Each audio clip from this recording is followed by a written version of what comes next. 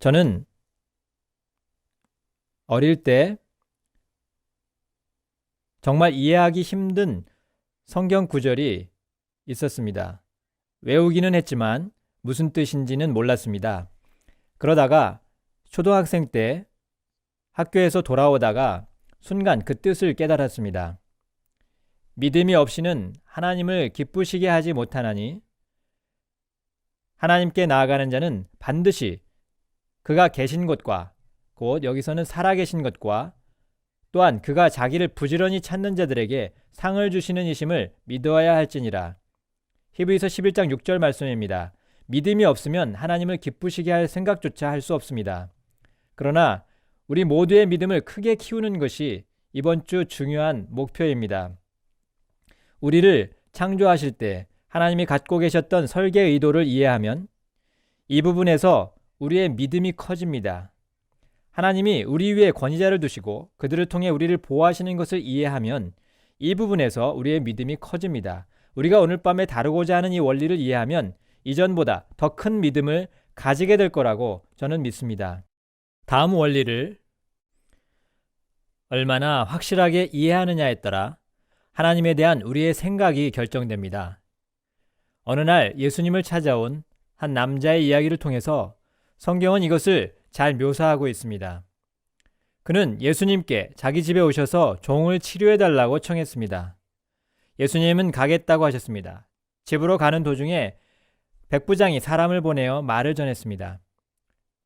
주님, 나도 남의 수하에 든 사람입니다. 말씀만 하시면 되니 오실 것까지 없습니다.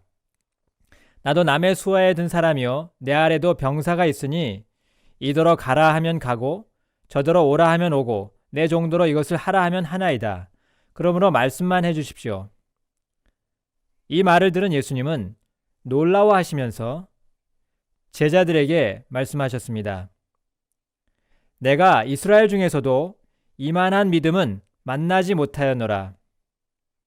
믿음에 있어서 백부장에게는 이스라엘 사람들에게 없던 무엇이 있었습니까? 그는 명령체계라는 개념을 이해했습니다. 백부장은 명령체계 속에서 살았습니다. 황제가 있고 장군이 있고 대장이 있고 그 아래 다른 계급들이 있었습니다. 장군이 원하는 것이 있으면 직접 나가서 일하지 않았습니다. 장군은 말만 했습니다. 그 말이 떨어지면 직속 부하가 그것을 수행했습니다. 성경에서 말하는 복종은 이런 배경입니다. 헬라어로 복종은 고대 군사 용어입니다. 누구 아래 줄 서다, 수하에 들다 라는 뜻입니다. 이 단어는 우리의 자발적 태도를 뜻하는 중간태로 쓰였습니다. 우리가 하나님이 주신 적합한 권위 아래 들어가면 그것이 바로 성경적 방법인 복종을 하는 것입니다. 우리가 이렇게 할 때 권위자의 말을 수행하는 데 필요한 모든 책임과 권위와 자원을 실생활에서 공급받게 됩니다. 야고보가 야고보서를 쓸 때 주 예수 그리스도의 형제 야고보라고 하지 않고 주 예수 그리스도의 종 야고보라고 한 데는 이유가 있었습니다. 예수님과 친분 관계가 있는 동생이 되는 것보다 권위 체계 속에서 예수님의 종이 되는 것이 더 큰 권위를 가지기 때문입니다. 같은 맥락에서 하나님은 우리가 권위 구조를 통해서 주님께 진정으로 복종해야 한다는 것을 깨닫기 원하십니다. 이 백부장은 하나님 나라에 명령 체계가 있다는 것을 알았습니다. 하나님이 계시고 하늘과 땅의 권세자들이 있습니다. 그리고 하나님은 이 권위 구조를 통해 일하십니다. 그래서 하나님이 무엇을 이루기 원하시면 직접 나서서 일하실 필요가 없습니다.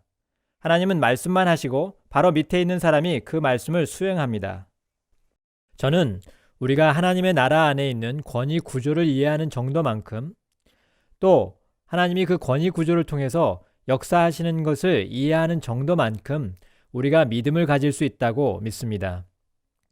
사실상 우리가 생각하는 하나님의 크기는 바로 이 권위 구조를 통해서 일하시는 하나님을 얼만큼이나 확실히 아는가에 달려 있습니다. 그렇기 때문에 이 명령 체계를 이해하는 것이 여러분과 저에게 중요합니다. 그림으로 표현하자면 이렇습니다. 여기 하나님이 모든 것 위에 계십니다. 모든 권세가 하나님의 것이고 하나님에게서 나옵니다. 권세는 이 세 가지 권위 구조의 모습으로 개개인에게 주어집니다. 그것은 부모, 교회, 그리고 정부입니다. 말씀드렸듯이 고용관계는 이 세 권위 구조에 고루 섞여 있습니다. 하나님은 이 세 가지 권위 구조를 통해 힘의 균형을 이루십니다. 하나님은 우리 각자가 이 세 가지 권위와 바르게 관계하길 원하십니다. 각 사람은 이 힘의 균형 안에서 적합한 권위 아래에 있어야 합니다. 그래서 우리는 모두 권위에 복종해야 합니다. 우리 각 사람이 권위 아래에 있을 때 우리는 권위의 두 가지 기본 목적을 알아야 합니다. 첫째 목적은 악을 행하는 자를 처벌하는 것입니다. 둘째 목적은 선을 행하는 자를 칭찬하는 것입니다. 부모는 자녀들이 잘할 때 칭찬하고 악한 일을 할 때는 징계하는 것이 아주 중요합니다. 로마서 13장은 우리에게 이렇게 말씀합니다. 모든 권세는 다 하나님께서 정하신 것이다. 그러므로 권세를 거스르는 자는 하나님의 명을 거스름이니 거스르는 자들은 심판을 받게 될 것이다. 빌라도가 예수님께 물었습니다. 왜 내게 대답하지 아니하느냐? 내가 너를 놓을 권한도 있고 십자가에 못 박을 권한도 있는 줄 알지 못하느냐? 예수님이 대답하셨습니다. 위에서 주지 아니하셨다면 나를 해할 권한이 네게 없었으리라. 빌라도는 이 말을 듣고 나서 예수님을 놓아주려고 힘썼습니다. 권위는 악이 아니라 선을 행하라고 하나님이 주셨습니다. 그리고 권위자는 그 힘을 어떻게 사용했는지 반드시 하나님께 해명해야 합니다. 저는 권위자들이 이 두 가지를 깨달으면 권위에 대한 경각심이 높아질 거라고 믿습니다. 이 말은 권위자들이 권위와 힘을 남용할 때가 없을 거라는 뜻은 아닙니다. 그러면 우리는 어떻게 해야 합니까? 부모님이 악한 일을 하시거나 정부 지도자가 잘못된 일을 할 때, 교회 지도자가 성경에 어긋난 행동을 할 때 어떻게 반응할지를 하나님은 우리에게 가르쳐 주십니다. 우리는 신랄하게 비난하지 말고 주님을 통해 극복해야 합니다. 우리는 하나님을 통해 호소해야 합니다. 하나님은 우리가 바르게 호소하는 법을 배우기 원하십니다. 호소는 두 가지에 기초합니다. 우선 우리가 하나님께 나아가서 성경 말씀을 살펴보면 하나님은 호소하기 전에 먼저 우리의 태도가 어떠한지 살피라고 하십니다. 이것은 아무리 강조해도 지나치지 않습니다. 우리의 태도가 나쁘면 하나님은 잔인한 자를 보내어 우리의 나쁜 태도를 먼저 다스리시겠다고 하십니다. 우리의 태도가 공경하는 태도입니까? 감사하는 태도입니까? 섬기는 태도입니까? 평온한 태도입니까? 우리 태도가 바르다면 호소할 때 다음으로 할 일은 성경 말씀이 그 권위에 대해 어떻게 말씀하고 있는가를 살피는 것입니다. 하나님이 말씀하시는 부모의 책임, 교회 지도자의 책임, 정부 지도자의 책임이 무엇인지 살피는 것입니다. 이 땅의 모든 권위자는 성경에 따라 살고 성경에 따라 일해야 하기 때문입니다. 그 누구도 우리에게 성경에 어긋나는 지시를 내릴 수 없습니다. 그러므로 누가 하나님 말씀에 어긋나는 일을 시키면 그 사람에게 이렇게 호소하십시오. 저는 성경 말씀 때문에 그것을 할 수 없습니다. 성경은 권위자가 책임지고 해야 할 일과 하지 말아야 할 일을 말씀하고 있습니다. 우리가 바른 태도로 권위자에게 호소하고 권위자가 우리의 말을 들으면 성경이 말하듯이 우리는 사람을 구하고 형제를 구하고 허다한 죄를 덮게 됩니다. 그러나 그 사람이 우리 말을 듣지 않는다고 합시다. 우리가 악한 일을 하지 않고 옳은 일을 한 것 때문에 고통을 당한다면 잊지 마십시오. 하나님이 여러분을 더욱 높이실 것입니다. 이 상황에서 우리는 다음의 7가지 단계별 행동을 따라야 합니다. 권위자가 여러분에게 잘못된 일을 시키면 어떻게 합니까? 여러분은 듣기가 무섭게 전 그렇게 못합니다 라고 말하고 싶은 마음이 굴뚝 같을 것입니다. 아주 공격적인 태도를 취하기도 합니다. 그러나 하나님은 그 전에 우리가 거쳐야 할 몇 가지 단계가 있다고 말씀하십니다. 다니엘의 삶은 이것을 잘 보여주고 있습니다. 다니엘은 주님께 크게 사랑받는 자였습니다. 그는 성경에 어긋나는 일을 하라는 정부 관리의 명령을 2번이나 받았습니다. 그때마다 다니엘은 다음과 같이 반응했습니다. 첫 단계로 우리는 옳지 않는 일이나 성경에 어긋나는 일을 하라는 지시를 받으면 우리의 태도를 먼저 점검해야 합니다. 다니엘은 악한 일을 하라는 지시를 듣기 전까지 환관장의 총애를 받았습니다. 종종 10대들이 부모님이나 고용주나 다른 사람이 자기에게 옳지 않은 일을 시킨다고 말하면 저는 먼저 이렇게 묻습니다. 그런 상황이 오기 전에 그분들과 좋은 관계를 맺고 있었습니까? 대부분의 경우 그렇지 않았습니다.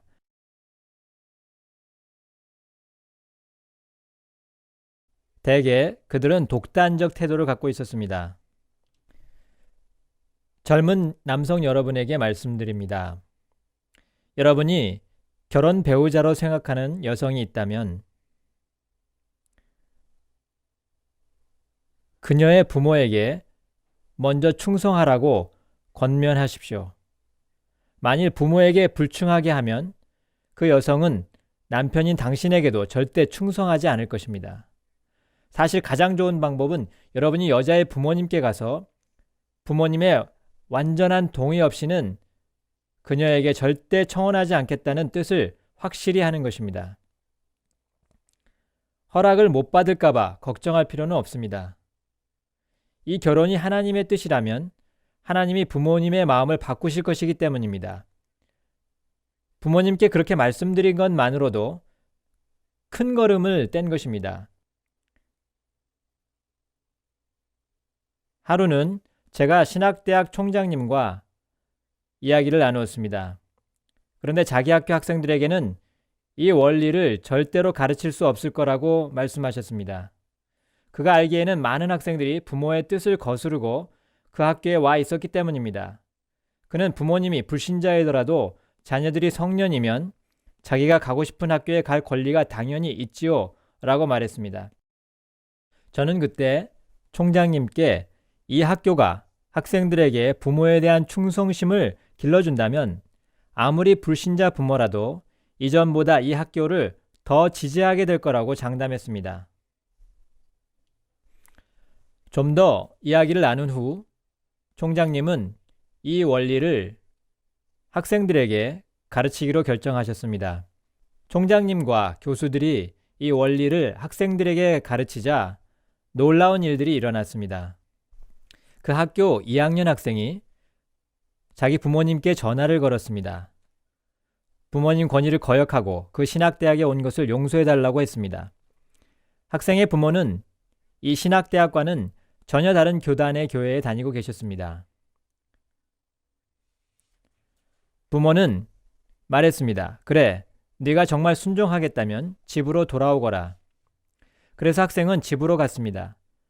그때가 학기가 끝날 무렵이었습니다. 학생은 그 신학대학에 있는 것이 하나님의 뜻이라고 확신했습니다. 하지만 그는 집으로 돌아가 부모님의 보호와 권위 밑으로 들어갔습니다. 그가 집에 돌아오자 부모님이 물으셨습니다. 우리의 권위 밑으로 들어와야 한다는 것을 어디서 배웠니? 그 학교에서 배웠어요. 그럼 이렇게 하자. 교회로 가서 지도자들에게 이 상황을 설명한 다음에 네가 가야 할 대학을 결정해달라고 하는 거야. 다음 날 교회로 갔습니다. 이 모든 상황을 교회 지도자들에게 설명했습니다. 교회 지도자들은 학생에게 많은 질문을 했습니다. 1시간 뒤 교회 지도자들이 부모님께 말했습니다. 아드님은 그 학교로 돌아가야 한다고 생각합니다. 단 조건이 있습니다. 무슨 조건이죠? 금요일마다 차를 몰고 집에 와서 학교에서 배우고 있는 것들을 우리 교회 청년들에게 가르쳐야 합니다. 자, 보십시오. 이 학생은 그 신학대학에 다니는 것이 하나님의 뜻이라고 확신했지만 부모님의 권위 밑으로 들어갔습니다. 특별히 부모님이 학비를 대주고 계셨기 때문입니다. 그리고 하나님이 부모님의 결정을 통해 일하실 것을 굳게 믿었습니다. 그 결과 어떤 일이 일어났습니까? 5가지 일입니다. 학생은 첫째, 자기가 있어야 할 곳으로 돌아왔습니다. 둘째, 부모님의 축복을 안고 돌아갔습니다. 셋째, 더 크신 하나님을 경험하고 돌아갔습니다. 하나님이 어떻게 일하실 수 있는지를 목격해서 그의 마음과 생각에 훨씬 더 커진 하나님을 갖게 되었습니다. 넷째, 말씀에 대해 증언할 내용과 일할 기회를 얻고 돌아갔습니다. 이제 하나님이 그의 삶에 어떻게 일하셨는지 말할 수 있었습니다. 여러분이나 제가 전할 수 있는 가장 강력한 메시지는 자신의 삶에서 일어난 것들입니다. 그래서 우리는 모든 사람이 읽고 알 수 있는 살아있는 편지가 되어야 합니다. 5째, 보너스까지 받고 돌아갔습니다. 왔다 갔다 해야 하니까 부모님이 차를 사주셔야 했습니다. 역사상 가장 훌륭한 선교 지도자 중 한 분이 100년 전에 선교회를 세웠습니다. 지금도 하나님을 위해 왕성하게 활동하는 단체입니다. 허드슨 테일러가 세운 중국 내륙 선교회입니다. 이 단체가 그토록 효율적이고 충실하게 주님의 일을 해올 수 있었던 이유 중 하나는 확실한 성경적 원리를 토대로 세워졌기 때문입니다. 그 중 하나는 어떤 선교사라도 부모님이 반대하시면 선교회에 들어올 수 없다는 것입니다. 부모님이 불신자라도 예외가 아닙니다. 허드슨 테일러의 말입니다. 나는 부모의 확실한 명령에 불순종한 사람에게 하나님의 징벌이 내리지 않는 것을 본 적이 없습니다. 그 명령이 부모의 실수였다고 해도 말입니다. 주님을 통해 이겨내십시오. 주님은 어떤 문도 여실 수 있습니다. 이런 경우의 책임은 부모에게 있고 그 책임은 무겁습니다. 자녀들이 진심으로 주님이 길을 열어주시길 기다리겠습니다 라고 말할 수 있을 때 그 문제는 주님의 손안에 있게 되고 주님이 책임지십니다. 저는 하나님이 권위자의 마음을 통해 일하는 것을 기뻐하신다고 믿습니다. 왕의 마음이 여호와의 손에 있음이 마치 본물과 같아서 그가 임의로 인도하시느니라. 또 권위자들을 불편하게 만드는 태도는 상대방을 정죄하며 나만 옳다고 하는 독선적 태도입니다. 한 10대 학생이 기독교 학교에 가길 원했습니다. 그러나 부모님은 반대했고 그 이유를 저에게 말했습니다. 우리 아들은 자기만 의롭다고 생각합니다. 기독교인이 아니면 무조건 멸시합니다. 우리 아이가 기독교 학교에 가면 자기가 의롭다는 생각에 더 빠져서 남을 정죄할 겁니다. 그래서 저희는 우리 아이를 일반 학교에 보내서 삶의 균형을 찾아주고 싶습니다. 또 하나는 대항하는 태도입니다. 자기 남편이 자꾸 음란한 행동을 시킨다고 하소연하는 부인이 있다면 어떻게 조언하시겠습니까? 아내는 음란한 행동을 할 수 없습니다. 우리는 하나님의 법과 기준에 반대되는 일을 절대로 해서는 안 됩니다. 그러면 이 부인은 어떻게 반응해야 합니까? 먼저 아내는 남편을 정죄하고 원망하며 자기만 의롭다고 여기는 태도가 있는지 점검해야 합니다. 그런 태도가 있다면 아내는 부부관계에서 하나님이 원하시는 대로 남편에게 응할 수가 없습니다. 그러면 남편은 그걸 느낍니다. 이땐 대부분 남편들이 아주 잘못된 일을 합니다. 여러분이 하나님 앞에서 아내의 양심을 상하게 하면 아내는 하나님이 원하시는 대로 남편에게 응할 수 없게 됩니다. 그렇기 때문에 결혼 생활의 참된 육체적 만족은 먼저 영이 하나가 되고 그 다음에 마음과 의지와 감정이 하나가 될 때 생깁니다. 그러면 서로 올바른 육체적 관계를 맺을 수 있습니다. 그러나 아내가 잘못된 태도 때문에 하나님이 원하시는 대로 남편에게 반응할 수 없었다는 걸 깨달으면 먼저 이렇게 말해야 합니다. 여보, 내가 당신에게 잘못된 태도를 가진 걸 깨달았어요. 저의 잘못된 태도를 용서해 주시겠어요? 저는 당신에게 하나님이 원하시는 아내가 되고 싶어요. 그렇기 때문에 제가 할 수 없는 것이 있어요. 다시 말씀드리지만 맹목적인 순종을 말하는 것이 아닙니다. 우리는 순종하는 마음 자세에 대해 말하는 것입니다. 순종하는 마음 자세. 순종하려는 열망을 가진 아내는 악한 일에 대해 안 돼요 라고 말할 수 있습니다. 또 그렇게 거부한 것 때문에 존중을 받습니다. 그러나 권위 밑에서 맹목적으로 순종하는 사람은 시키는 대로 해도 존중을 받지 못합니다. 권위자는 아랫사람의 반응 밑에 깔려있는 태도까지 살피기 때문입니다. 하루는 한 젊은이가 와서 목사가 되고 싶다고 했습니다. 신학교에 가서 목회 훈련을 받고 싶었지만 아버지가 완강히 반대하셨습니다. 제가 그 집을 방문할 기회가 있어서 아버님에게 물었습니다. 아드님의 장래에 대해 염려하고 계시지요? 사실 그 아버지는 그리스도인이 아니었습니다. 제가 그리스도인이 아닌 부모들에게 발견한 사실이 있습니다. 그리스도인이 아닌 부모들은 그리스도인인 자녀의 잘못된 품성이나 태도를 아주 잘 분별합니다. 그리스도인인 부모들보다 더 잘합니다. 그리스도인이 아닌 부모는 위선에 대해 아주 민감하기 때문입니다. 그들은 그리스도인답지 않은 태도에 대해 민감합니다. 특히 자기 자녀에게서 그런 모습이 보이면 부모는 자녀의 부족한 품성이나 태도를 근거로 결정을 내립니다. 저는 그 아버지에게 물었습니다. 아들에게 무엇을 바라십니까?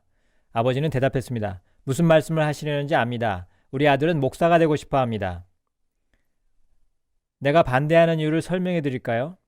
우리 아들은 나를 업신여기고 내가 지금까지 해준 일들에 대해 하나도 감사하지 않습니다.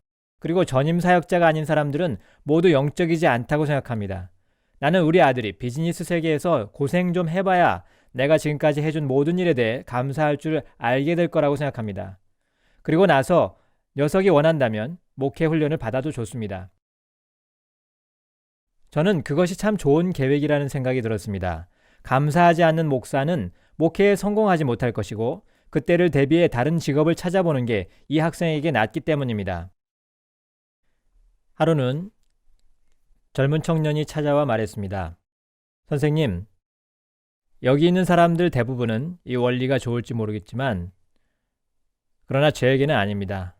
왜 그렇습니까? 저희 부모님은 유대인이십니다. 예수님을 메시아로 믿지 않으십니다. 제가 그리스도인이 되자 부모님은 저더러 예수님을 부인하든가 아니면 집을 나가라고 하셨어요. 저는 선택의 여지가 없어서 그냥 집을 나왔습니다. 그리고 교회에서 청년부 지도자가 되었습니다. 제가 물었습니다. 그리스도인이 되기 전에 부모님과 관계가 좋았습니까?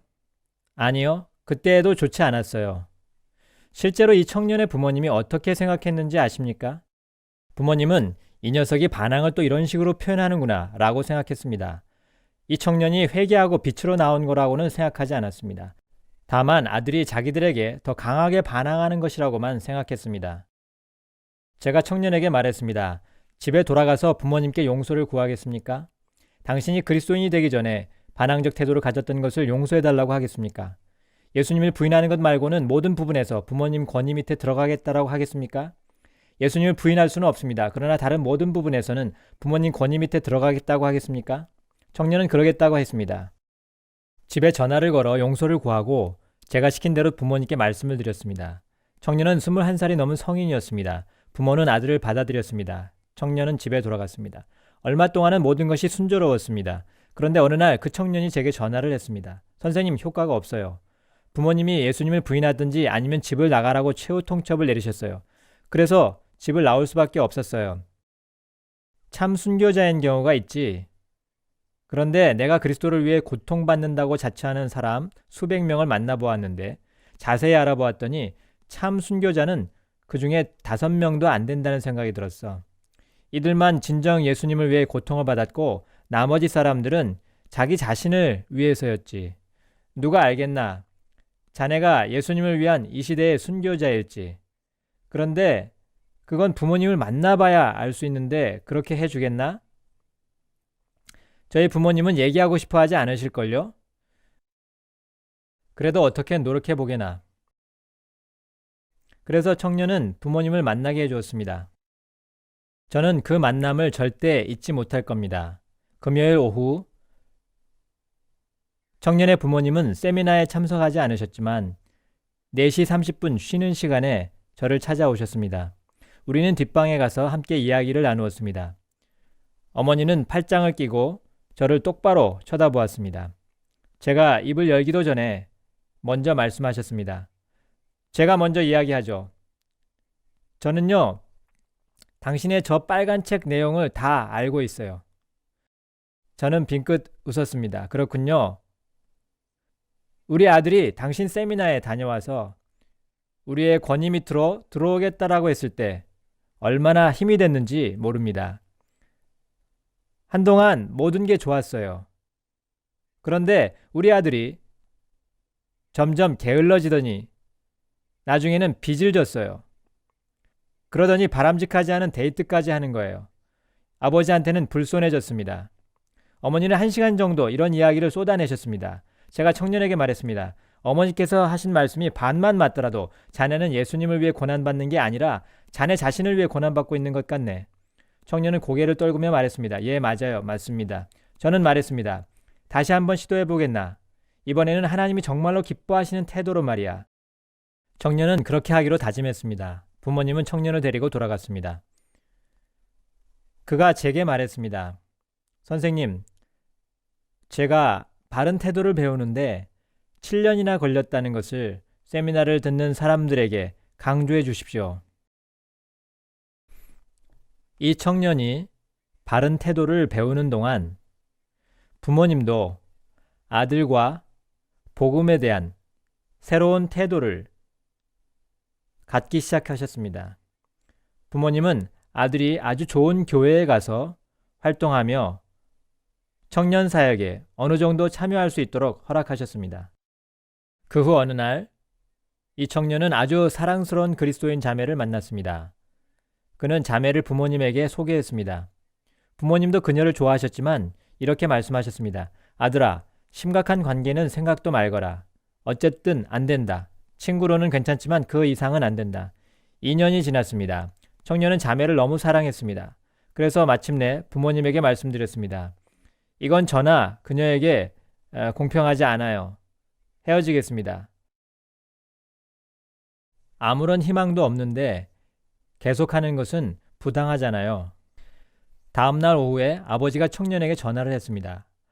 아주 중요한 일이 틀림없었습니다. 통화요금이 비싼 시간대였으니까요.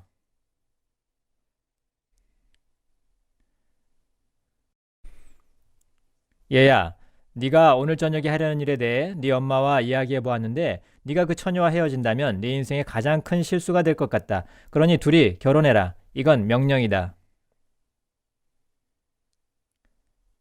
청년은 기뻐서 명령체계를 따랐습니다. 그들은 양가 부모님이 함께 만나서 모두에게 적합한 결혼식 절차를 밟았습니다. 이것을 준비하는 일에 대해서도 하나님은 그들에게 지혜를 주셨습니다. 청년의 부모는 아들이 전임 사역자가 되도록 전폭적으로 지원해 주었습니다. 청년은 저희와 함께 이 세미나에서 오버헤드 프로젝트를 맡아 일했고 부모님의 전폭적인 축복 가운데 신학교에 들어가 예수 그리스도의 복음을 전할 목회자가 될 준비를 했습니다. 항상 이런 결과만 있는 것은 아닙니다. 그러나 우리가 바른 태도를 지닐 때 무슨 일이 일어날지는 아무도 모릅니다. 많은 청년이 제게 와서 말합니다. 선생님, 주님이 제게 확실한 소명을 주셨어요. 대단합니다. 그런데 부모님이 반대하세요. 그래서 제가 묻습니다. 예수님을 따르고 예수님처럼 되고 싶습니까? 그럼요. 그래서 부모님이 어떻게 생각하시든 소명을 따를 거예요. 그래서 몇 살이냐고 물으면 대부분 23이라고 합니다. 이때 저는 말합니다. 그렇습니까? 예수님을 따르고 싶으면 부모님의 지도 밑에서 7년은 더 있어야겠습니다. 예수님은 12살 때 소명을 받으셨습니다. 예수님은 말씀하셨습니다. 내가 내 아버지 집에 있어야 될 줄을, 내가 내 아버지 일을 해야 할 줄을 알지 못하셨나이까? 예수님의 부모는 이 말을 이해하지 못했습니다. 이때 하나님의 아들은 부모의 권위 밑으로 들어가셨습니다. 그리고 그렇게 하셨을 때 지혜와 키가 자라고 하나님과 사람에게 더욱 사랑을 받으셨습니다. 예수님은 30살까지 모든 부분에서 아버지께 순종하시고 30살부터 사역을 시작했지만 훨씬 더 많은 것을 이룰 수 있었습니다. 이걸 기억하십시오. 하나님이 여러분을 부르신다면 좋은 일입니다. 그러나 부르심을 받은 것과 보내심을 받은 것은 다릅니다. 부르심을 받은 사람은 많지만 뽑힌 사람과 보내심을 받은 사람은 적습니다. 하나님은 예수님을 12살에 부르시고 30살에 보내셨습니다. 하나님은 여러분을 23살에 부르실 수 있습니다. 그러나 보내시기 전에 먼저 훈련하십니다. 하나님은 우리가 사역을 시작하기 전에 우리를 미리 훈련하시려고 우리를 어려운 권위 구조 속에 집어넣으십니다. 다음으로 원망하는 태도를 가진 사람입니다. 부모는 이런 태도를 느끼면 원망하는 태도에 반응합니다. 원망하는 태도를 가지면 폐쇄적인 사람이 됩니다. 하루는 27살 청년이 제게 말했습니다. 선생님, 저는 부모님이나 권위자만을 따를 수는 없다고 봅니다. 제가 이제 27인데 저희 어머니는 저보고 결혼도 하지 말라고 하십니다. 저 같은 경우는 뭐라고 하시겠습니까? 다시 말씀드리지만 언제나 상대방의 이야기도 함께 들어야 합니다. 저는 청년의 어머니를 만나 아들에게 무엇을 바라는지 물었습니다. 어머니는 눈물을 흘리며 말했습니다. 저도 아들이 결혼하길 무척 바래요. 그런데 우리 아들은 끔찍한 음란 행위에 빠져 있어요. 결혼을 하면 여자의 인생을 망칠 거예요. 먼저 그 습관을 극복하고 나서 결혼하면 좋겠어요. 우리가 알지 못하는 부분이 항상 있기 마련입니다. 그렇기 때문에 그 사람이 어떤 태도를 갖고 있는지를 이해하는 것이 중요합니다. 자기 권위자가 성질이 나쁘고 잔인하고 부당하다고 늘어놓는 사람은 대개 자기 태도는 말하지 않고 사실의 일부만을 이야기합니다. 그러나 그 사람의 태도를 알고 나면 이야기는 전혀 달라집니다. 둘째 단계는 우리 양심을 깨끗하게 하는 것입니다. 우리 태도가 잘못되었다면 즉시 잘못된 태도에 대해 하나님께 용서를 구하고 상처받은 사람에게 용서를 구해야 합니다. 잘못된 태도를 고치십시오. 다음은 권위자가 바라는 것을 행하십시오. 10대들은 자주 말합니다. 제가 뭘 하든 우리 부모님은 신경 쓰지 않아요. 22살 된 자매가 말합니다. 우리 부모님은 제 생각대로 하라고 하셔요. 저는 종종 장성한 자매들에게 묻습니다. 부모님이 바라시는 대로 하지 않은 것이 있습니까? 중요한 일 말입니다. 예를 들어 독신 자매에게 집에서 부모님과 같이 사냐고 물으면 대개는 집 근처 아파트에서 혼자 산다고 대답합니다. 그것이 부모님이 바라시는 겁니까? 라고 물으면 대부분 이렇게 말합니다. 원하면 언제든지 집에 들어와도 좋다고 하시지만 혼자 사는 게 나을 것 같아서요. 제가 말씀드리고 싶은 것은 여러분 중대한 부분에서 부모님이 바라시는 것이 무엇인 줄 알면서도 하지 않고 있는 것이 있다면 사소한 부분에서 부모님이 기쁘게 조언해 주실 거라고 기대하지 마십시오. 더 나아가서 자매 여러분, 아파트에서 혼자 살거나 친구들과 사는 것이 멋져 보일 수 있습니다. 그러나 부모님이 정말 납득하실 만한, 더 중요한 것은 주님이 납득하실 만한 분명한 이유가 있지 않은 이상 여러분이 혼자 아파트에 산다는 것을 듣게 되면 대부분의 남자들은 곧바로 여러분의 도덕 기준에 대해 여러분이 원치 않는 판단을 하게 됩니다. 특히 요즘 같은 때 젊은 여자가 혼자 살면 스스로 원치 않는 위험에 노출되게 마련입니다. 그래서 성경은 하나님이 남편감을 자기들의 삶에 인도해 오실 때까지 집에서 아버지의 보호 아래 사는 젊은 여성들을 예로 보여주고 있습니다. 라헬이 그랬습니다. 리브가가 그랬습니다. 이들은 모두 경건한 젊은 여성이었습니다. 저는 리브가가 양떼를 돌보며 아버지를 위해 일하는 모습을 상상할 수 있습니다. 리브가가 요즘 시대 젊은 여성들과 같다면 아버지에게 와서 이렇게 말했을 것입니다. 아빠, 저 냄새나는 목자들을 쭉 살펴봐도 제가 결혼할 만한 남자가 없어요. 차라리 친구들이랑 예루살렘시로 가서 아파트를 얻으면 안 될까요? 그러나 리브가는 가족의 보호 아래에 있었습니다. 그리고 하나님이 리브가를 위해 예비하신 신랑을 멀리서 데려오셨습니다. 하나님은 그렇게 하십니다. 한 청년이 말합니다. 저는 아버지랑 잘 지낼 수가 없어요. 저한테는 말도 안 하려고 하세요. 그래서 제가 물었습니다. 자네 아버지는 자네가 어떻게 바뀌길 원하시는가? 뭘 말이죠? 예를 들면 자네의 겉모양 같은 거 말이야. 아버지가 자네의 머리 모양, 옷차림 같은 겉모양을 바꾸고 싶어 하지 않으시나? 아, 예, 그렇죠. 그런데 제가 어떻게 보이든 그건 제 권리라고 생각하는데요.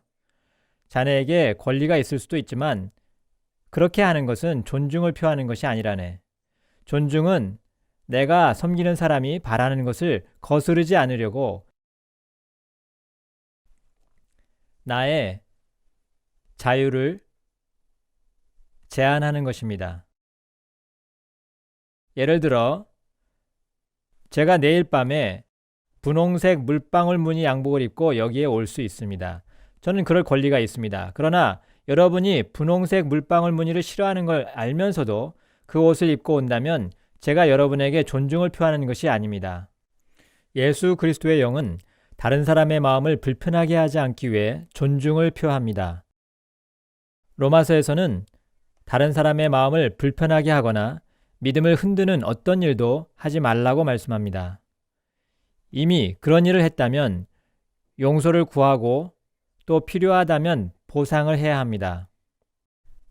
일단 우리가 첫째로 우리의 자세를 점검하고 둘째로 우리의 양심을 깨끗하게 한 다음에는 셋째로 우리는 권위자의 근본 의도가 무엇인지를 분별해야 합니다. 남성 여러분, 권위자의 의도를 알고 싶습니까? 예를 들면 사장님에게 가서 사장님이 생각하시는 사업 목표는 무엇인지, 여러분에 대한 목표는 무엇인지 여쭤볼 생각을 해본 적이 있습니까? 여러분이 사장에게 찾아가서 저의 제일 목표는 사장님을 성공시키는 것입니다. 라고 말한다면 사장님이 벌떡 일어나 자기의 목표를 말해줄지도 모릅니다. 한 회사의 팀장이 경영 지도자 세미나에 참석했습니다. 그는 회사에서 17년이나 일하고도 성공을 못하다가 때마침 이 메시지를 들었습니다. 회사를 그만둘 참이었는데 이 메시지를 들은 것입니다. 아무에게도 말하지 않았지만 마음속으로 직속 상사와 사장을 성공시키겠다는 목표를 세웠습니다. 그 후 몇 달이 안 되어 사장이 그를 불렀습니다. 사장은 자네에게 무슨 일이 있는지 모르겠지만 자네가 아주 소중한 일꾼이 됐어. 자네를 차장으로 임명할까 하네. 라고 했습니다. 몇 달 후 사장이 또 그를 불렀습니다. 자네 사람이 아주 달라졌구만. 자네는 없어서는 안 될 사람이니 부장으로 승진시키겠네. 얼마 후 그는 회사의 부사장으로 승격되었습니다. 다른 사람, 곧 자기가 섬기는 사람을 성공시키는 것이 그의 최우선 태도였기 때문입니다. 예수님은 말씀하셨습니다. 너희 중에 누구든지 으뜸이 되고자 하는 자는 너희 중에 종이 되어야 하리라. 여러분, 부모님께 여쭈어 보십시오. 제 인생에 대한 부모님의 목표가 무엇인가요? 한 번이라도 이렇게 여쭤보았습니까? 부모님이 뭐라고 답하시겠습니까? 무엇보다도 나는 네가 행복했으면 좋겠다. 이것이 부모님들의 첫째 목표입니다. 둘째는 여러분이 하는 일이 재정적으로 안전하길 원하실 것입니다. 여러분이 사역자가 되고 싶으면 먼저 하나님이 여러분의 재정적 필요를 채워주실 수 있다는 것을 확실히 보여드리는 것이 좋습니다. 우리가 바르게 행하면 하나님은 그렇게 하실 수 있습니다. 셋째로 부모님은 자신들이 앞으로도 여러분에게 필요한지 알고 싶으실 것입니다. 여러분이 부모님을 외면해서 부모님이 여러분에게 해줄 일이 없어지지 않을지 확인하고 싶으신 것입니다. 넷째로 지난날 부모님이 해주신 모든 일에 대해 여러분이 계속 감사할지 알고 싶으실 것입니다. 다섯째로 부모님은 여러분이 얼마나 잘하고 있는지 친구들에게 자랑할 수 있길 바라십니다. 여러분이 이루는 일, 여러분이 하는 일을 기쁘게 자랑할 수 있길 바라십니다. 여러분이 생각하는 일이 이 5가지 목표에 맞으면 부모님은 하나님이 여러분을 어디로 부르시든지 무척 기뻐하실 것입니다. 그러나 부모님은 여러분이 하고 싶은 일에 대해 전혀 다른 생각을 갖고 계실 수도 있습니다. 부모님이 이해 못하시는 부분이 있습니다. 그렇기 때문에 여러분이 부모님이나 남편 또는 직장 상사에게 호소할 때는 그분들의 가치 기준이 무엇인지 알아야 합니다. 그리고 권위자가 더 알아야 될 것이 있으면 그분이 바른 판단을 내릴 수 있도록 모든 정보를 드리십시오. 그래서 부모님이나 상사나 또 다른 권위자가 잘못된 것이 확실한데도 그 일을 시키게 된 맹점이 무엇인지 우리는 분별해야 합니다. 그것은 그들이 맹점을 극복하려는 시도일 수도 있습니다. 한 직원이 자기 회사 상품에 대해 거짓말을 하라고 지시를 받았습니다. 그의 맹점이 무엇이었는지 아십니까? 그는 평소에 게을렀습니다. 사장은 단지 그가 더 많은 상품을 팔기를 바랐던 것이 그의 맹점이었습니다. 사장의 목적은 그에게 거짓말을 시키는 것이 아니었습니다. 사장의 목적은 그 직원이 물건을 더 많이 팔게 하는 것이었습니다. 이것이 그 목적을 이룰 한 가지 방법이라고 생각했던 것입니다. 그러므로 그 직원은 자기의 의의를 내세워서 저는 거짓말 같은 건 못합니다 라고 할 것이 아니라 왜 이 일을 시켰을까 생각하여 사장의 진짜 의도를 알아내야 합니다. 그리고 그 목적이 이루어지도록 창조적 대안을 찾는 것이 매우 중요합니다. 그리고 때로는 권위자가 여러분에게 잘못된 일을 시키거나 여러분이 옳지 않다고 여기는 일을 행할 것입니다. 이때도 하나님은 그들을 통해서 여러분의 삶의 또 다른 목적을 이루고 계시는 겁니다. 잘못된 일을 하느냐 마느냐의 문제가 아닙니다. 하나님은 그들을 통해서 여러분에게 잘못된 일을 하라고 말씀하시는 것이 아니라 옳은 일을 하라고 말씀하시는 것입니다. 그런데 여러분이 그 일을 모르는 것입니다. 예를 들어 몇 년 전에 신학교 교수 한 분이 저희 모임에 참석했습니다. 지금 배운 내용을 듣고서 손을 들고 말했습니다. 선생님, 저는 이 원리에 동의하지 않습니다. 이 원리에 반대되는 성경 말씀이나 사례를 말씀해 주실 수 있냐고 제가 물었더니 그는 이렇게 대답했습니다. 사례를 말씀드리겠습니다. 우리 마을에 자매가 한 명 있었습니다. 부모님은 연세가 많으셔서 딸을 데리고 노인 퇴직자 주택으로 이사하고 싶었습니다. 그런데 이 자매가 거기를 따라가면 보수가 아주 좋은 직장, 아주 좋은 교회, 좋은 친구들 그 모두를 포기해야 했습니다. 그래서 저는 그 자매에게 언젠가는 혼자 살아야 할 텐데 차라리 지금 부모님과 떨어지는 게 어떻겠냐고 했습니다. 저는 그때 생각했습니다. 왜 하나님은 이 부모에게 딸을 데리고 가고 싶은 마음이 들게 하셨을까? 다른 부모라면 우리가 다른 곳으로 가니까 너는 이곳에 머무러라 라고 했을 텐데 이 부모도 모르는 어떤 이유가 하나님께 있었을까? 몇 가지 가능성이 생각났습니다. 어쩌면 하나님은 그 작은 실버타운에서 그 자매가 인생의 배우자를 만날 것을 아셨을 것입니다. 어쩌면 그 자매가 부모님과 함께 가야만 배울 품성이 있었을 것입니다. 어쩌면 부모님이 오래 살지 못할 것을 아신 하나님은 그 자매가 그의 마지막 시간을 부모와 함께 보내길 원하셨을 것입니다. 저는 물었습니다. 질문 한 가지 해도 되겠습니까? 그럼요. 그 부모님이 마을을 떠나시고 나서 그 자매가 어떤 남자와 부도덕한 관계에 빠지지 않았습니까? 그 교수님은 저의 질문에 경악을 금치 못했습니다. 그리고 사실대로 그렇다고 시인했습니다. 저는 말했습니다. 하나님이 사랑의 눈으로 그 자매가 감당치 못할 시험에 빠지는 것을 미리 보셨고 그것을 피하게 하시려고 부모에게 자매를 데리고 이사할 마음을 갖게 하신 것이 아니겠습니까? 그러나 자매는 부모님을 따라가지 않았기 때문에 사탄의 파괴적 힘 앞에 노출된 것입니다. 이렇기 때문에 하나님은 너희 생각에는 공평하지 않아도 너희가 부모에게 순종하면 하나님은 그것을 귀히 여기신다라고 하셨습니다. 내 부모를 공경하라. 그러면 네가 잘 될 것이다. 그러나 아버지와 어머니를 공경하지 않고 불순종하면 범사에 잘 되지 않을 것입니다.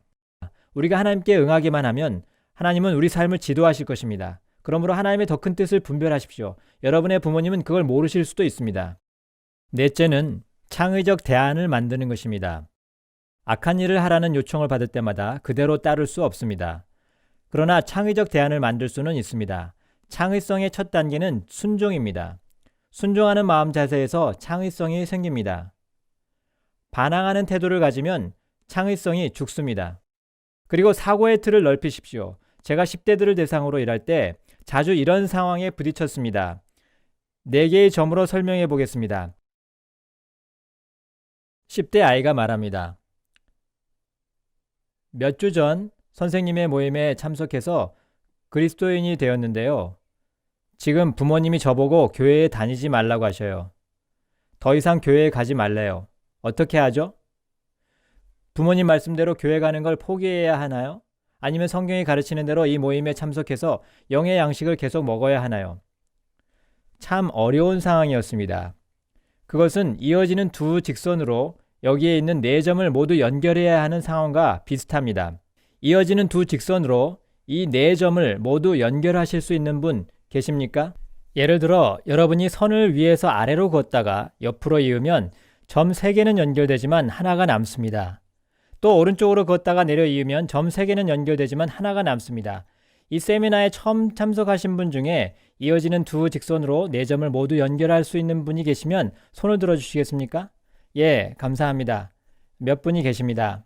여러분이 손을 못 드셨다면 시야를 너무 좁게 잡으셨기 때문입니다. 10대들을 대할 때 제가 그랬습니다.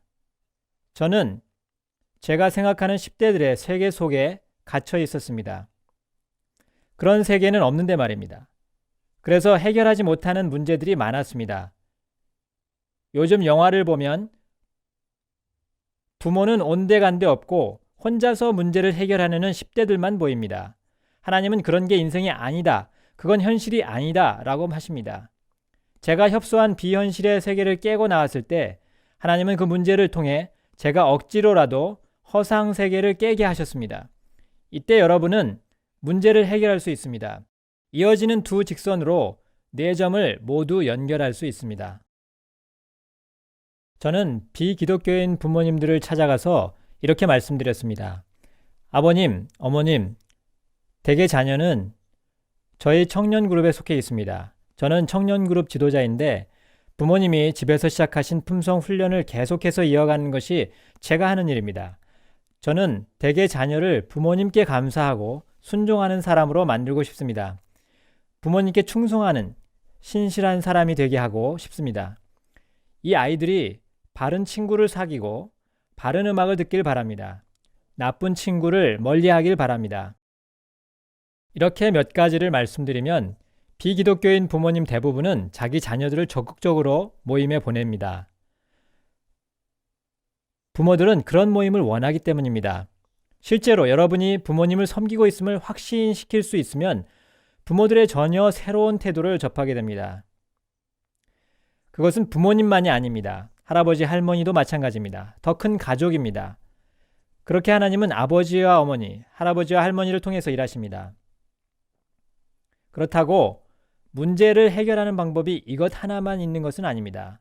방법은 많습니다. 여기서 이것을 가지고 문제를 해결하고 두 직선으로 4점을 연결할 수 있습니다. 하나님은 우리가 더 큰 그림을 보기 원하십니다. 10대들과 부모가 모두 하나님의 말씀을 존중하고 성경 말씀을 높이고 그 말씀대로 사는 교회에 소속되어야 합니다. 그러면 더 큰 그림을 볼 수 있습니다. 해결책이 전혀 없어 보이는 상황이 있을 수 있습니다. 하나님은 여러분에게 이 협소한 비현실의 세계를 깨고 나오라고 그 상황을 주셨을 수도 있습니다. 예를 들어 부모님 중 한 분은 이 일을 시키고 한 분은 저 일을 시키면 하나님은 우리에게 부모님 두 분이 모두 수용할 수 있는 제3의 대안을 찾길 바라시는 것입니다.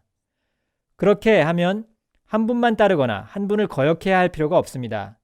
오히려 여러분의 자리에서 최대한의 화목을 이룰 수 있습니다. 하나님은 적용할 법이 없는 상황에서 어떻게 해야 하는지를 배우라고 우리에게 잠언을 주셨습니다. 즉, 형평을 따르는 것입니다. 잠언은 그 형평을 위한 책입니다. 특정 상황에서 적용할 법이 없을 때 여러분은 형평의 원칙을 찾습니다.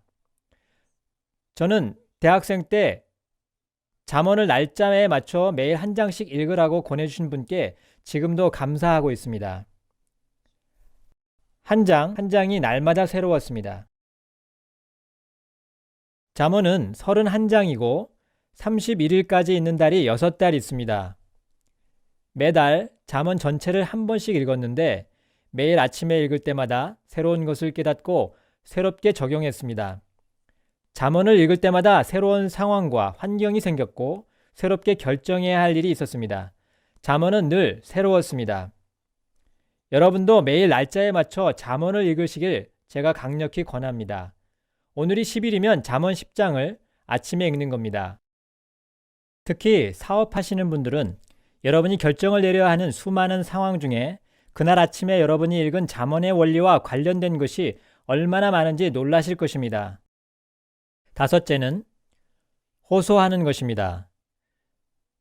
잘못된 일을 하라는 권위자의 지시를 받고 일단 그 권위자의 기본 의도를 분별했으면 이제는 효과적으로 호소하는 법을 배워야 합니다. 사람에게 하는 효과적인 호소는 우리가 주님께 하는 호소와 똑같아야 합니다. 사실 성경은 우리에게 효과적으로 호소하는 법을 말해주고 있습니다. 우리는 권위자에게, 정부에게, 또 부모님에게, 그리스도인 지도자에게, 가게 주인에게 호소합니다. 호소하는 법의 원리를 배우면 놀라운 결과를 얻습니다. 하나님은 효과적인 호소를 하려면 3가지 기초가 필요하다고 말씀하십니다. 여러분이 사람이나 하나님께 호소할 때 가장 먼저 생각해야 할 것은 내가 무엇을 요구할까가 아닙니다. 내가 무엇을 원하느냐가 아니라 권위자의 명예를 먼저 생각해야 합니다. 주기도문은 이것을 정확히 가르칩니다. 하늘에 계신 우리 아버지여, 이름이 거룩히 여김을 받으시며 주님, 저는 주님의 이름, 주님의 명예를 생각합니다. 하나님이 자신의 명예를 지키려고 하시는 일을 보면 놀랍습니다.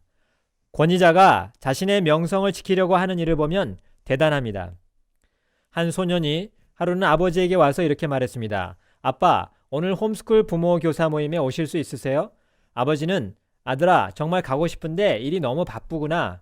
오늘 말고 다음에 갈게 라고 대답했습니다. 괜찮아요, 아빠. 이해해요. 잠시 후 소년이 다시 와서 말합니다. 아빠, 일 때문에 바쁘셔서 오실 수 없는 거 알아요. 그런데 친구들이 자꾸 아빠가 저를 사랑하지 않는다고 해요. 틀린 말이죠. 전 아빠가 저를 사랑하시는 걸 알아요.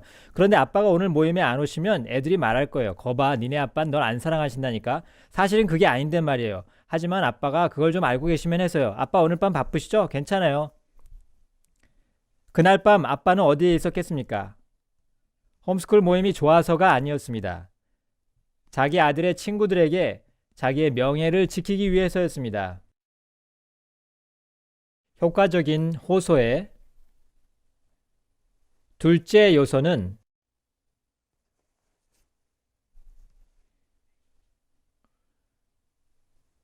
여러분이 섬기는 분의 목표에 호소하는 것입니다. 저는 단순히 이것을 하려고 호소하는 것이 아니라 이것을 해서 당신의 목표를 이루려고 하는 것입니다. 당신의 목적은 이것이고 그 목적을 이룰 방법은 이것입니다. 다른 것으로는 안 됩니다. 하늘에 계신 우리 아버지여, 이름이 거룩히 여김을 받으시오며 나라가 임하옵시며. 우리의 나라가 아니라 하나님의 나라를 이루기 원합니다. 셋째, 권위자의 권위에 호소하는 것입니다. 아버지의 뜻이 이루어지이다. 성경의 능력 있는 기도를 한마디 한마디 살펴보면 그 기도가 효과적인 비밀을 이해할 수 있습니다. 그들은 하나님의 명예, 하나님의 계획, 하나님의 권위, 이 3가지로 기도했습니다. 사람에게 호소할 때도 똑같습니다. 권위자에게 가서 호소할 때 먼저 해야 할 일은 권위자를 정죄하지 않고 여러분의 신념을 설명하는 것입니다. 제게 몇 번 있었던 일인데 한 번은 문학 수업 시간에 선생님이 어떤 책을 읽어오라고 하셨습니다. 그 수업은 포르노나 다름없는 해로운 책을 읽지 않고는 버티기 힘든 과목이었습니다. 여러분, 훌륭한 고전과 단순한 외설의 차이는 독자의 상상력을 조절하는 작가의 역량에 달려 있습니다. 독자의 상상을 조절하는 것은 작가의 몫입니다. 그것은 독자의 몫이 아닙니다. 여러분이 어떤 책을 읽고 정욕적이고 음란한 생각이 들면 그 책은 훌륭한 문학 서적이 아닙니다. 외설문학입니다. 작가가 훌륭할수록 독자의 상상을 조절하는 능력이 있습니다. 독자의 상상을 조절하는 것, 바로 이것이 문학입니다. 그래서 저는 선생님을 찾아갔습니다. 이때 제가 선생님 이건 음란서적이고 이 과제를 준 사람의 마음은 분명 음탕할 것입니다. 라고 했다면 결과는 뻔했을 것입니다. 그러나 저는 이렇게 말했습니다. 선생님의 수업에 대해 참 감사드립니다. 선생님이 이 과목을 통해 가르치고자 하시는 것에 대해서도 감사드립니다. 먼저 저는 문제를 일으키려는 것이 아니고 이 책을 읽으면 제 개인적 신념에 문제가 된다는 것을 말씀드리고 싶습니다. 호소할 때 상대방을 비난하지 않으면 사람들은 여러분의 개인적 신념을 존중해 줍니다. 다니엘을 보십시오. 다니엘은 환관장에게 가서 말했습니다. 저희 민족에게는 법이 있습니다. 저희가 이 고기를 먹거나 이 포도주를 마시는 것은 그 법에 맞지 않습니다. 그러므로 종에게 이것을 허락해 주시겠습니까? 다니엘은 섬기는 태도가 있었습니다. 그리고 대안을 제시했습니다. 10일간의 시험이었습니다. 저는 선생님께 이렇게 말씀드렸습니다. 동시대 문학작품인 이 책을 대신 읽고 리포트를 제출해도 되겠습니까? 권위자가 된다고 할 때가 있고 안 된다고 할 때도 있습니다. 어떻게 대답하든 우리는 권위자의 목표를 강조하고 그 안에서 창의적 대안을 내놓아야 합니다. 다니엘은 말했습니다.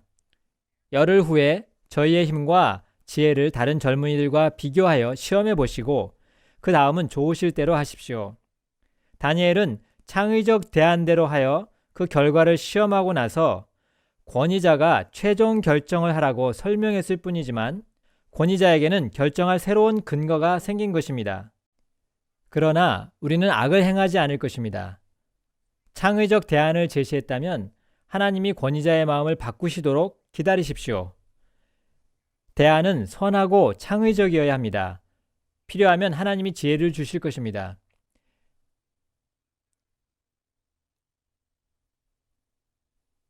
몇 번에 걸쳐서 아버지가 딸에게 낙태를 하라고 시켰습니다. 그러나 딸은 그럴 수 없었습니다. 명확히 성경을 어기는 일입니다. 그래서 순종할 수 없었습니다. 남편이 아내에게 낙태를 원하는 경우도 있습니다. 그러나 아내는 그럴 수 없어서 하나님이 남편의 마음을 바꾸시기를 기다립니다. 하나님이 권위자의 마음속에 일하고 계신 것을 어떻게 압니까? 바로 압박을 통해서입니다. 하나님이 권위자에게 압박을 주기 시작하십니다. 한 번은 어떤 부인이 제게 말했습니다. 남편이 이혼을 원해요. 혹시 하나님이 남편을 압박하고 계십니까? 예, 지난달에는 심장마비가 왔고 이제는 파산할 지경이에요. 그러면 계속 견뎌보십시오. 여러분 기억하십시오. 하나님이 권위자를 압박하시는 걸 어떻게 합니까? 권위자가 여러분을 압박할 것입니다. 애굽에서 있었던 일이 그것입니다. 하나님이 모세를 통해 바로에게 말씀하셨습니다. 내 백성을 내보내라. 바로가 말했습니다. 말도 안 되는 소리. 하나님은 충분히 이렇게 말씀하실 수도 있었습니다. 이것 봐라. 네가 뭔데? 나는 하나님이다. 내 명령이다. 내 백성을 내보내라. 바로야 잘 있거라. 우리는 간다. 그런데 하나님은 바로가 마침내 제발 떠나주십시오. 오늘 밤 당장 떠나주십시오. 라고 말할 때까지 자기 백성을 노예 생활에서 내보내도록 허락하지 않으셨습니다. 그 과정에서 하나님은 10가지 재앙으로 바로를 약간 압박하셨습니다. 그런데 바로는 어떻게 했습니까? 이스라엘 백성을 거세게 압박했습니다. 채찍은 더 잔인해졌습니다. 짐은 더 무거워졌습니다. 이스라엘 백성은 이곳저곳 다니면서 벽돌에 쓸 마른 줄기를 찾아야만 했습니다. 사실 이런 일이 벌어진 것은 이스라엘 백성에게 유익을 주시기 위한 것이었습니다. 그러므로 부당할 정도로 압박이 심해지면 하나님이 나에게 유익을 주시려는구나 라고 확신하십시오. 이스라엘 민족이 겪은 가혹한 압박은 첫째, 긴 여행에 대비한 국민 체력 증진 프로그램이었습니다. 둘째, 이스라엘 백성이 애굽 땅을 두루 다니는 동안 하나님은 애굽 사람들의 마음을 부드럽게 하셨습니다. 그들은 하나님의 백성이 가혹하게 대우받는 것을 보고 이스라엘 백성을 가엾게 여겼습니다. 바로가 이스라엘 백성에게 떠나라고 했을 때 이집트 사람들은 금과 은, 옷과 보석을 주었습니다. 긴 세월 동안 일할 품삯을 받은 셈이었습니다. 그들은 하나님이 정하신 때에 맞춰 애굽을 떠날 때 강하고 부유했습니다. 그들 중에 허약한 자가 한 명도 없었습니다. 그러나 그들이 원하는 때에 맞춰 뛰쳐나갔다면 가난하고 약했을 것입니다. 우리가 하나님의 방법대로 하면 늘 유익이 있습니다.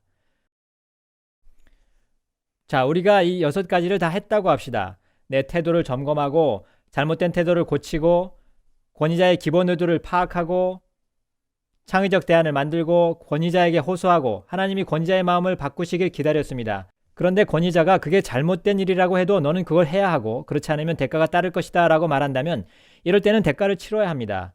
우리는 여전히 권위 밑에 있습니다. 감옥에 갈 각오가 서 있고 옳은 일을 위해 목숨을 내놓을 각오가 되어 있습니다. 다니엘은 그럴 각오가 되어 있었습니다. 다니엘은 두 번째 경우에는 창의적 대안을 제의할 틈이 없었습니다. 30일 동안 왕 외에는 다른 어떤 신에게도 기도해서는 안 된다는 명을 받았을 때 창의적 대안이 없었습니다.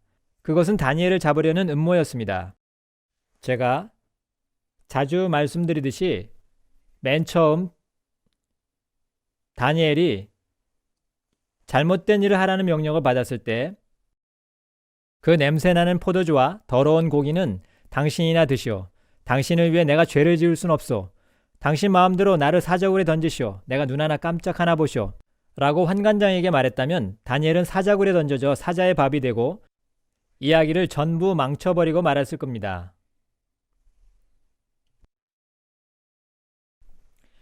저는 우리가 아무리 공손하고 세심하게 정부에 호소하고 다른 사람에게 호소해도 사자굴에 던져지는 결과를 맞을 수 있다고 믿습니다. 그러나 때가 되기도 전에 우리가 자진해서 먼저 사자굴로 돌진해 들어가는 것은 전혀 덕스러운 품성이 아닙니다.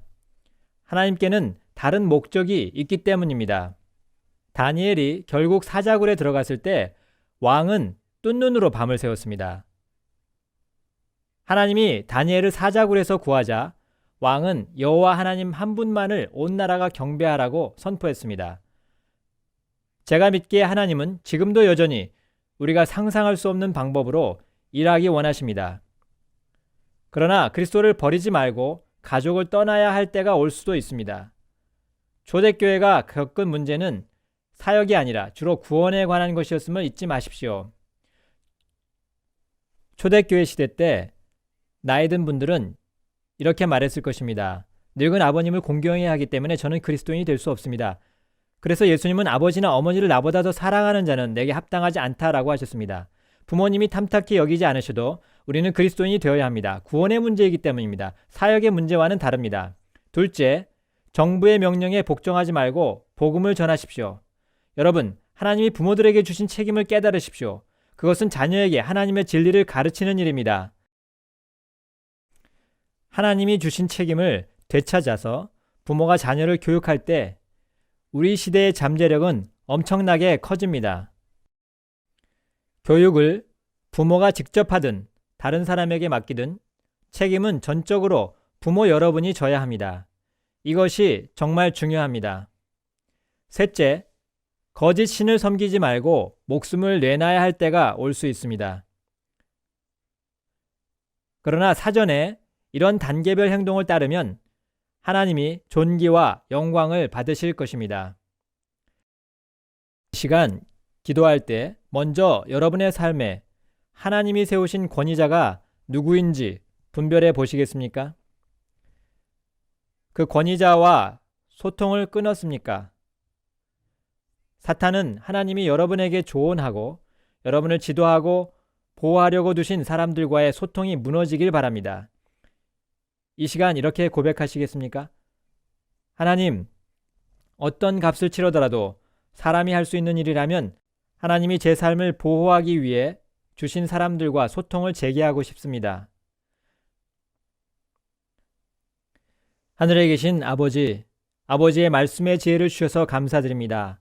그 말씀에 순종할 때 생기는 기쁨과 자유를 감사드립니다. 이 세상은 우리에게 세상의 방법을 따르고 세상의 눈에 옳은 대로 행하라고 온갖 압박을 가하지만 우리가 오직 아버지께 순종할 때 충만하게 주시는 기쁨과 사랑과 열매와 축복을 감사드립니다. 주님, 오늘 이 시간을 감사드립니다.